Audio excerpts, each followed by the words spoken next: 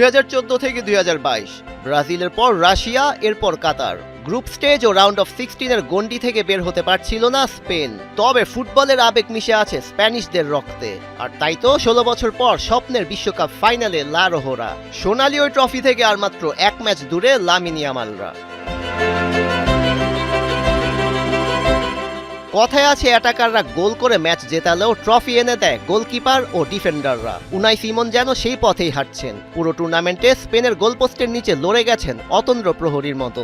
গোলকিপিং এর পাশাপাশি ডিফেন্ডারদেরও গাইড করার দায়িত্বটা নিজ হাতে তুলে নিয়েছেন। পুরো টুর্নামেন্টে এক গোল হজম করায় স্প্যানিশ যোদ্ধা ফরাসিদের বিপক্ষেও লড়লেন জয়ী নায়কের মতোই। বিশ্বকাপের ইতিহাসে 6 ক্লিনশিট ধরে রাখার একমাত্র বিরল কীর্তি এখন Unai সিমনের।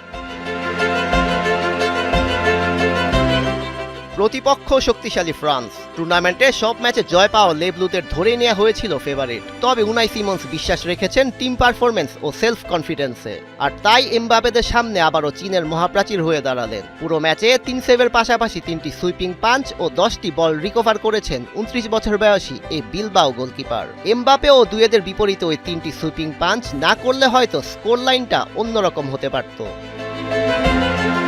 It's really hot today. Enjoy double flavor Polar Ice Latte. Polar, মন ভালো থাক।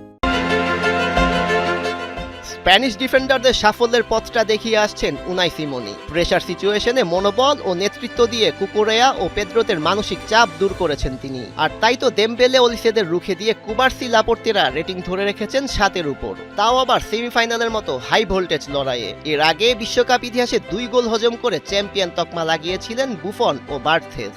তবে সিমনের সামনে নতুন মাইলফলকের হাতছানি। ফাইনাল ম্যাচে ক্লিনশিট আর জয় পেলে ওয়ার্ল্ড কাপ হিস্টোরিতে নতুন রেকর্ড গড়বেন এই স্প্যানিশ ওয়ারিয়র।